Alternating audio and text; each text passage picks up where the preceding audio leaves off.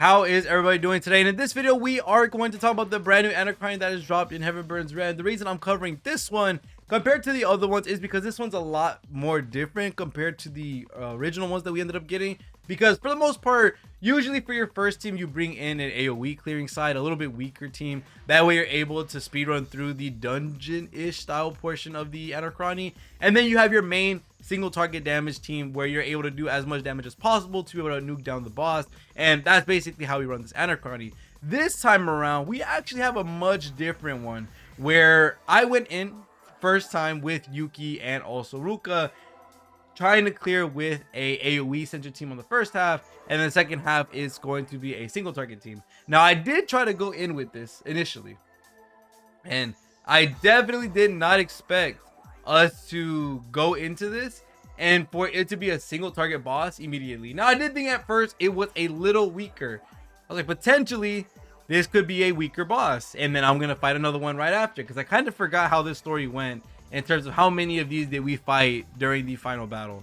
And looking at this boss, I clearly could tell this was not a boss to play around with because how small the DP bar was actually dropping. So I ended up actually quitting this run and brought in another team. I had to make a brand new two sets of teams to be able to work around the single target nature of this boss. Now I did still go in with the thought that there was potentially a second enemy on the other side of the boss. This Anachrony in specific is a single target boss only. This is the only boss you're fighting for this Anachrony. So the boss that you see at the start of the Anachrony, that is the whole entire Anachrony. Literally just one enemy and that's it. So what I ended up doing, which I didn't know this at first, I still went in thinking that I still had two different teams to work around with two different enemies. I went in with double single target because of course the first enemy you see is a single target boss, and I ended up bringing the Kanzaki with Mari, and then the second team was my Thunder team with Ruka, and I ended up going ahead and went inside with these two teams. And of course you get set against this one boss. Now like I said, still thought that there was a second one behind it. And then I ended up going into the second team after I've already cleared the DP gauge on this character. And holy crap, does this dude do damage? He does a lot of damage compared to a lot of the bosses we fought previously. And it's a lot harder to go against this dude, especially if you don't have the sustain for it. You're going to need AoE heals. You're definitely going to need Aoi herself for angel wings. There's a lot of different aspects of defenders and also healers that this Anachrony specifically really needs you to have, just because this guy hits for quite a bit. Thankfully, you have a lot of freedom when it comes to which characters you're going to use specifically, because he is going to be a fully weakness boss with every single element: dark, light, thunder, ice, fire. So whatever your strongest two teams are, single target, bring those teams, bring whatever you need to go ahead and nuke down this boss. I do recommend trying to bring a first side that is good enough to clear the DP gauge, and then the second side to have a devastation character or a destruction character, and then also having a really good nuking DPS. That way you can just go ahead and get this boss over with. First of all, I went ahead and debuffed him as much as I could, buffed up my Kanzaki, and then we ended up nuking him down for 1,000,000, which only took down his DP bar, which actually was quite insane. Now, when I saw that it only took his DP bar, I had to stop for a second. I was like, 1,000,000 damage, and he only lost that much of his health. He has 999 devastation bar. I cannot go further with this because 3 of my 6 characters are broken. I literally cannot do anything else with this team. If I let him wake up and he hits any of these characters, I will die.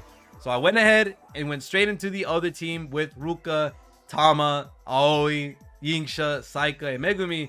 And I was hoping that if this is the case where the boss usually does have 999 devastation and this is the final enemy, I'll play around with this and see if that's the case, because I didn't know if this was still the last boss. And I went ahead and started raising up the devastation bar. Remember, in Anachronies, the devastation bar is by far your bestest friend possible. You want to raise that up as high as humanly possible before it starts taking a toll on your team that you can't really sustain it. Now, if you have a character like Aoi, if you have a character that's going to allow your team to last a lot longer with how hard this character hits, then you will have a pretty much easy time raising that devastation bar, because you won't be as time locked as if you don't have as great of healers. So any Tama that has the AoE heal. I think the S rank has the full team heal, which is really strong overall. You also have the Aoi who has angel wings, really great. I do think if I would have known this is the only character that we had to deal with, or the only boss, definitely would have tried Aoi. I think Aoi would have been absolutely amazing, the Thunder version that just came out. And that's the only reason I brought Ruka down, because I was like, I need pure sustain, so I can't really use Maid Aoi right now.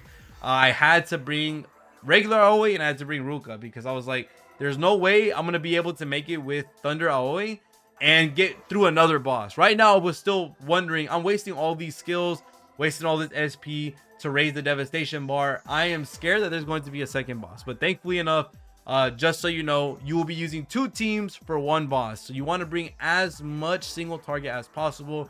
Bring your biggest nuker for the first half, bring your biggest nuker for the second half. I do recommend that your first team is a little bit weaker to be able to deal with just the DP bar specifically, and then after that your second team is there to finish off the job, get the devastation bar a little bit higher, get the damage done just so that you can knock out that enemy. And as you can see, there's a lot of moments where he's doing single target attacks, which allow my always just negate it no matter what. Doesn't waste too much of my negation for the damage that I'm going to be using with angel wings. And it took me quite a bit, I'm not gonna lie. 14 turns plus to be able to deal with this boss. It took me quite a bit. Like I said, I was planning for other bosses, so I was trying to see how many resources I could not spend in order to get this done. I feel I could get this a little bit shorter if I had known this was a single target boss that's only this boss and no phase 2, no extra bosses in the back. That was basically my game plan the whole time. But we'll end it off looking at the final nuke that we ended up doing. And it was with me buffing up Ruka as much as humanly possible. We also got the devastation bar to 756.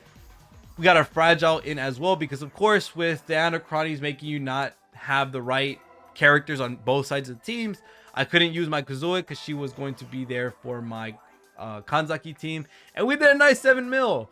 Again, I didn't expect to finish this off. I thought right after we finished the boss, we were going to go into another one after the dialogue. And then we were going to have to go straight into another one. If that was the case, I would have been very upset because I did not have any more skill usages. But as you can see, I did get my Nordstrom crystal. And that was pretty much it for the Anachrony. So for the most part, as I said before, for both teams, you really want to have just single target. Literally bring your strongest 2 single target characters, Thunder Aoi, Thunder Ruka, any of these other single target characters that you may have in your box, and then bring their best possible teams. It is going to be a little hard because yes, you do need to have the buffers and the sustainers for both teams, because yes, that boss hits hard, and yes, that boss has a high amount of DP, and not only that, health as well. You want to make sure you have a devastation move for the second team as well. Devastation, nuker for second team, sustain, and being able to buff up your other nuker on team 1 to be able to clear out the DP bar, and then you can switch teams.